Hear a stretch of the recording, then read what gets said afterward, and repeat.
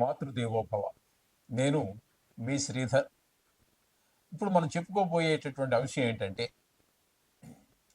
రవి సంక్రమణం గురించి. రవి అసలు సంక్రమణం అంటే ఏంటి? రవి ఒక రాశి నుండి మరొక రాశిలోనికి ప్రవేశించడాన్ని సంక్రమణం అంటారు. దీనికి కాలము ఒక నెలకై ఒక రాశిలో మారుతూ ఉంటాడు. అది కూడా సామాన్యంగా 13, 14 తారీఖులలోనే ఒక రాశి నుంచి వేరే రాశిలోకి మారుతూ ఉంటాడు. ఇది మొదటి నుంచి వస్తున్నటువంటి గణితమే. ఈ విధంగానే ఆయన 13, 14 తారీఖుల్లోనే ఒక రాశి నుంచి ఒక రాశిలో మారుతూ ఉంటాడు. ఇప్పుడు ఈ సంక్రమణానికి అంత ప్రాముఖ్యత ఏమిటి అన్నట్టయితే, సంక్రమణానికి చెప్పుకోలేనంత అద్భుతమైనటువంటి పవిత్రత ఉన్నది దానికి. ఆ రోజున పెద్ద పితృదేవతలకి తర్పణాలు వదలటం, వారందరూ సంతోషిస్తారు. ఓహో, మా వంశంలో ఒకరు మా కోసం ఇంకా జ్ఞాపకం పెట్టుకుని తర్పణాలు వదులుతున్నారు అని చెప్పేసి వాళ్ళు ఎంతో సంతోషించి పెద్దల ఆశీర్వచనం ఈ తర్పణాలు వదిలేటటువంటి వారి మీద తప్పకుండా ప్రసరింపజేస్తారు. దానితో వారి యొక్క వంశం వృద్ధి చెందుతుంది. పితృదేవతల యొక్క ఆశీర్వచనం లేకుండా ఎంతమంది దేవుళ్ళన్నా పూజించు, నీకు ఐశ్వర్యం కలగచ్చు, అష్టైశ్వర్యాలు కలగచ్చు కాక, కానీ వంశము అభివృద్ధి చెందాలి అంటే పితృదేవతల యొక్క ఆశీర్వచనమే కావాలి. దీనికోసము ఇటు పితృదేవతల తరఫున. ఇక మామూలు దేవతల గురించి చెప్పాల్సి వస్తే, సంక్రమణం అనేటటువంటిది చాలా చాలా చాలా పవిత్రమైనటువంటిది. ఏ పూజ చేసినా మామూలు రోజుల్లో చేసిన పుణ్యం కంటే అనేక లక్షల రెట్లు పుణ్యఫలం లభిస్తుంది అని చెప్పి మనకి శాస్త్రాలు చెబుతూ ఉన్నాయి. మనకి ఉదాహరణకి అన్ని మన శాస్త్రాలు చదవలేము, కానీ ప్రతి ఇంటిలోనూ ఏదో సందర్భంలో సత్యనారాయణ స్వామి వారి వ్రతం మనం చేసుకునే ఉంటాము.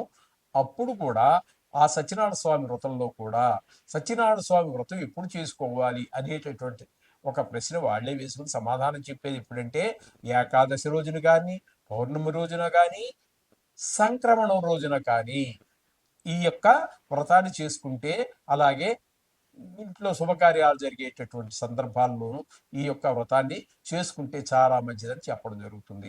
అంటే సంక్రమణానికి దేవుని యొక్క పూజలు చేసుకోవడానికి కూడా అంత ప్రాముఖ్యత ఉన్నదని మనకి చెప్పకనే తెలుస్తున్నది. అలా పురాణ పురుషులే ఆచరించినటువంటిది కాబట్టి మనం తప్పకుండా ఈ మకర సంక్రమణం కాదు, ఏ రాశిలో ప్రవేశిస్తే ఆ సంక్రమణం అంటారు. ఆ సంక్రమణం రోజున తప్పకుండా అటు పితృదేవతల యొక్క పూజలు, ఇటు మామూలుగా మన దేవతల యొక్క పూజలు కూడా చేసుకున్నట్టయితే చక్కటి ఫలితాలన్నీ మనం అనుభవంలోకి వస్తాయి. మనసు ప్రశాంతంగా ఉంటుంది. మనకి వెనకాల ఎవరు అక్కర్లా, నా కొడుకున్నాడు, మా తండ్రి ఉన్నాడు, మా అన్న ఉన్నాడు, మా తమ్ముడు ఉన్నాడు, మా భార్య ఉంది, నాకు వెనకాల 1,00,000 కోట్లు ఉన్నాయి, ఇవేం అక్కర్లేదండి. అంతకంటే కూడా కోటి రెట్లు నీకు మనోస్థైర్యాన్ని ఇవ్వగలిగినటువంటిది దైవశక్తి.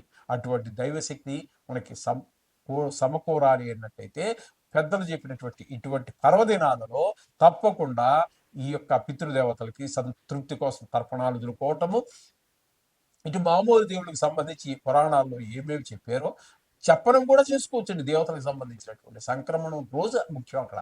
అటువంటి రోజున మీ ఇష్ట దైవం ఏ దైవాన్ని అయితే ఆ దైవాన్ని పూజించండి, తప్పకుండా సర్వ శుభాలు మీరు పొందుతారు.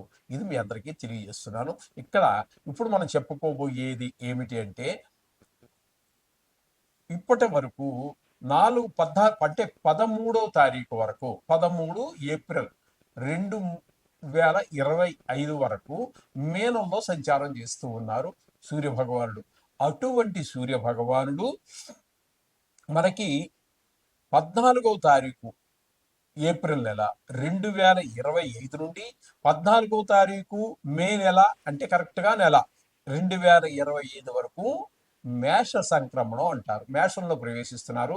ఈ నెల రోజులు మేషంలోనే రవి యొక్క సంచారం జరుగుతూ ఉంటుంది.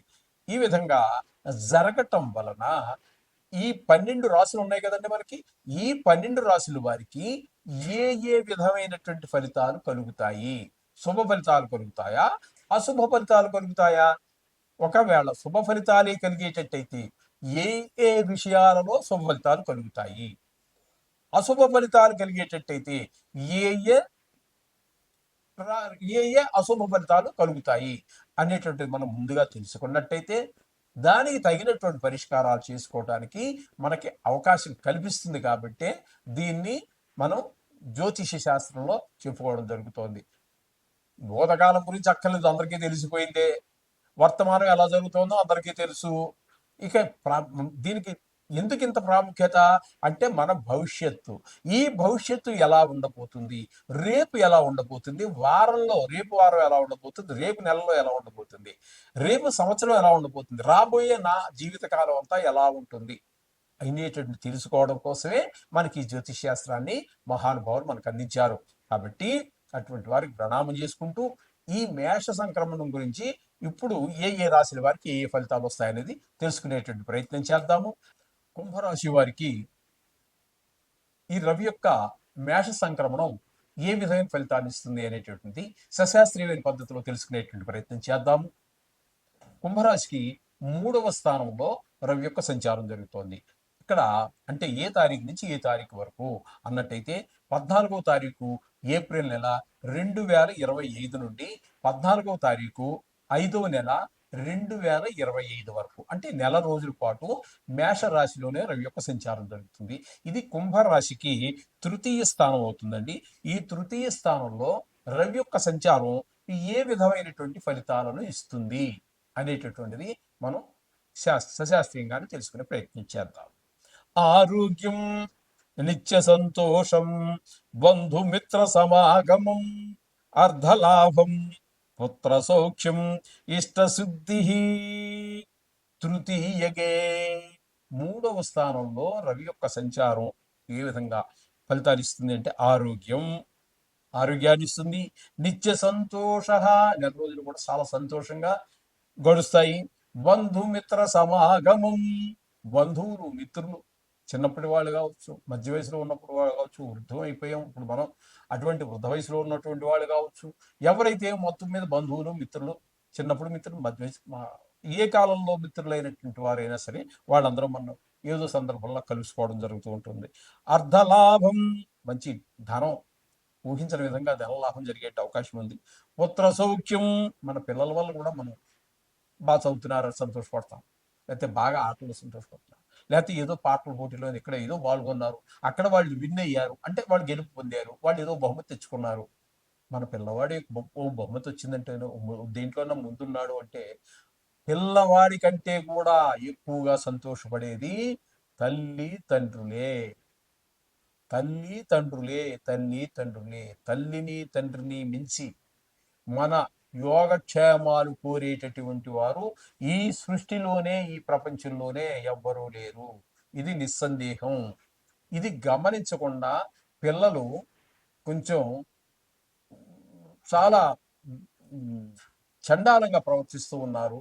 వారు కూడా కొంచెం మన పెద్దలైన వారు ఏదో నేను ప్రవచనాలు చెప్తున్నాను లేకపోతే మరొకటి చెప్తున్నాను కాదు, ఇది నేర్పండి. ముందు నీకు రామాయణం భారతం గురించి తర్వాత చెప్తే కానీ ముందు నీ పిల్లలు ఎలా ఉండాలో ముందు చెప్పు.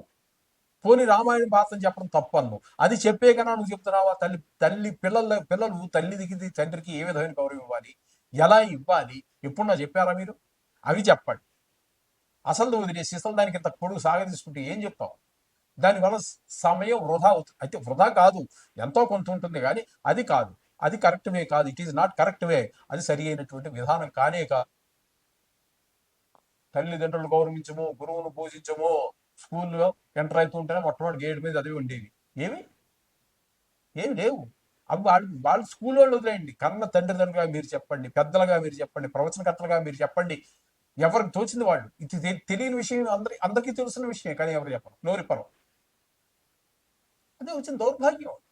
నోరిపోతే లోపల ఎంత ఉంటే ఏం ఉపయోగం అండి? నీ డబ్బులు ఉన్నాయి జేబులో, దాన్ని ఖర్చు పెడితే కదా దాని ఉపయోగం. దాచేసి ఏం చేసుకుంటాం? దాచేసుకో, ఇంకా దాచేసుకోను ఆయన, ఇంకెందుకంటే చేసేది ఏం లేదు. అంచేత అది కాదు కరెక్ట్. చెప్పాలి, నోరిప్పాలి, చెప్పాలి పిల్లలకి ఎలా ఏ విధంగా ప్రవర్తించాలనేటటువంటి చేత నిలిపి చెప్పండి పిల్లలకి ఏ విధంగా చెప్పాలనేది. పిల్లల వల్ల సౌఖ్యం, ఇష్టసిద్ధి, మీరు ఏదైతే కోరుకుంటున్నారో దాన్ని సిద్ధింపజేసుకుంటారు. ఈ విధమైన ఫలితాలన్నీ కూడా రవి తృతీయ స్థానంలో సంచారం చేసేటప్పుడు ఈ కుంభరాశి వారికి ఈ నెల రోజుల కాలంలో జరిగేటటువంటి ఫలితాలు ఈ విధంగా ఉంటాయి. చేత ఏదేమైనప్పటికీ కూడా ఎంత మనకి శుభాలు ఇచ్చినా కూడా ప్రతి నిమిషం కూడా భగవంతుని తలుచుకోవడం, నవగ్రహాలు పొద్దుటే తలుచుకోవడం అనేది చెయ్యండి. అన్ని శుభాలు మీకు కలుగుగాక. శుభం భూయాత్. ఇంకొకటి ఉంది నాయన.